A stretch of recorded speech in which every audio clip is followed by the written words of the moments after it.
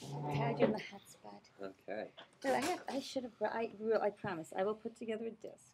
Of all the pictures. Yes, you screwing on those girls. Remember? Yeah, I do. On that first building. I do. Yeah, we have video. We have stills. We have some really nice. Yeah. It really shows a progression. That's what you. I always every time I tell John, he says, "I know." It's too bad. You probably have some kids in middle school who probably have just that gift to get involved with media, and maybe just write a good grant, and or maybe we can find some good. Maybe we can work on getting some, equipment and just. So we're excited. Put them to the work. Mac Lab will be able to. Yes, you can edit. Nice. Yeah. Do some really good editing. It'd be great to have an in-house production. I think of some. I know I'm diverting from this, but I think of some of this, even some of the poor schools in Chicago, and they manage to get these really nice video or equipment, and they it's not a lot of equipment, but they put the kids to work and just walking around the classroom and interviewing the kids, and at the end of it, your job is done because they've done it for you. I ask everybody this question: what do you think your greatest strengths are? I think our greatest strength is reading intervention right now.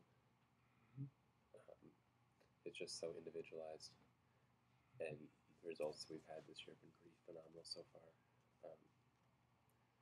We're on pace for, in 5th grade, well over 2.5 years average growth. Wow. And 6th grade is well over 2 years. Wow. And we have kids that have already made 3 years of growth. So. When you say that, though, where did they start? I mean, are they reading at grade level, or are they just grown? No, they're not reading at grade level yet. Okay. We have about, this is our track reading right here. And the picture's been taken down, but we're at about, we had 3 5th graders reading on level at the beginning of the year. Now we have like 37, 38. We went from 10% of 6th graders reading on level to like close to 40. Okay.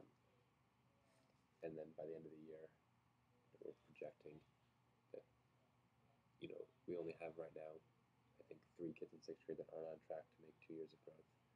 And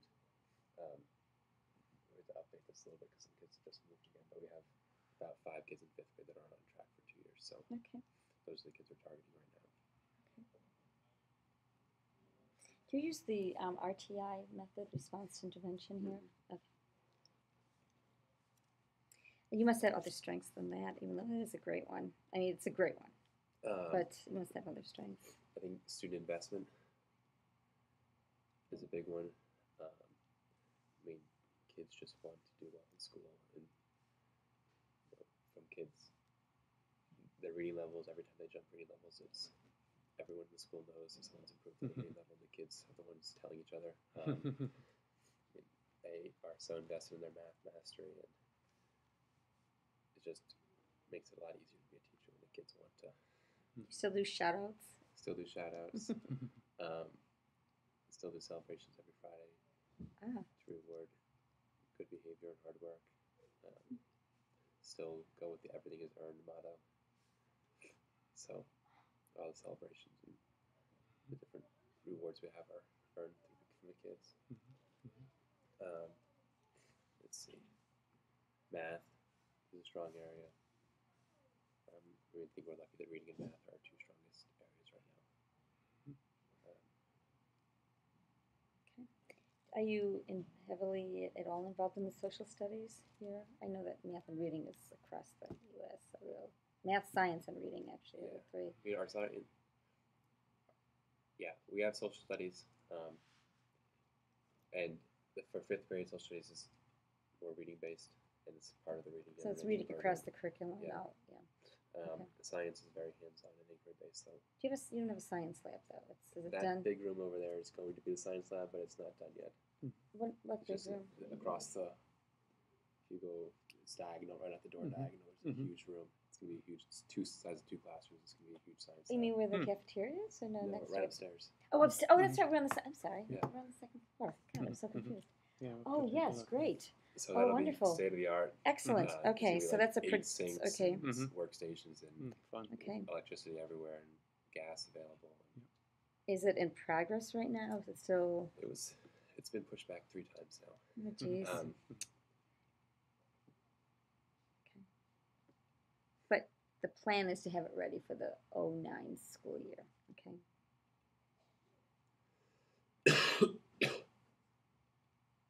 Okay. Would you say that being back in the neighborhood is a strength at all, or it doesn't matter because kids are coming No, from all over? definitely. I mean, Okay. we've been so positively received, and it's been just great to.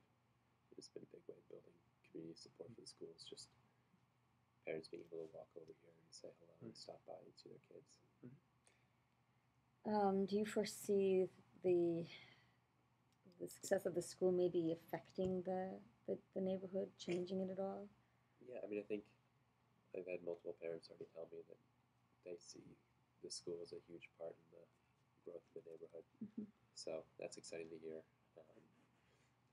And I think what it really means for the kids in the next 5 to 10 years is going to be where the real impact is. Okay.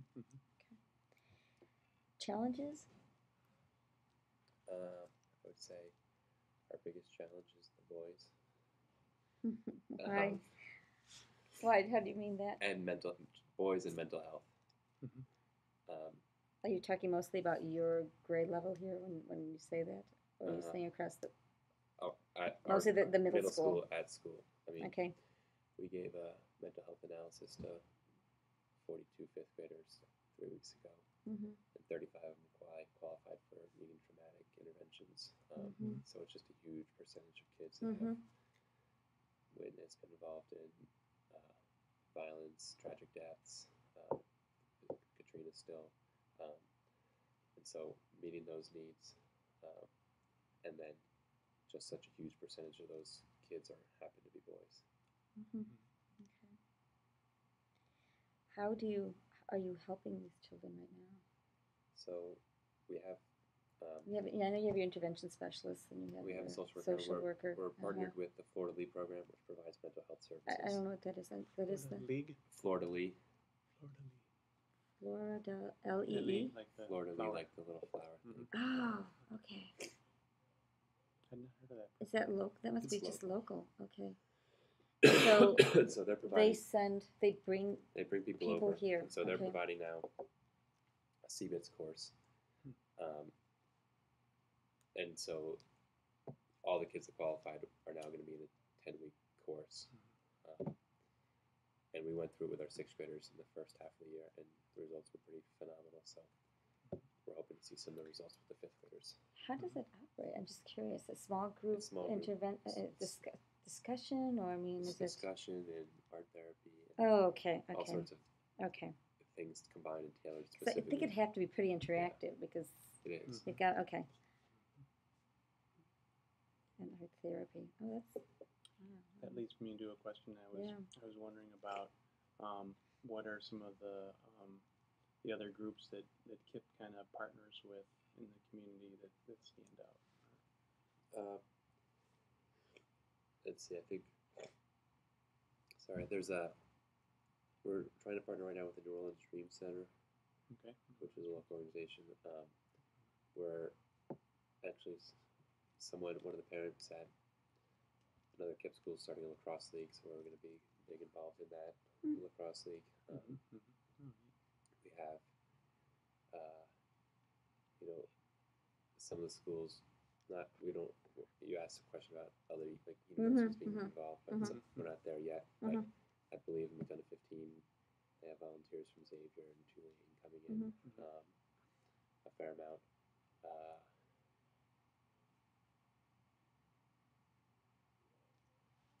Phoebe would be able to answer that question better. But there's these other groups that do some support. Yes. Sure.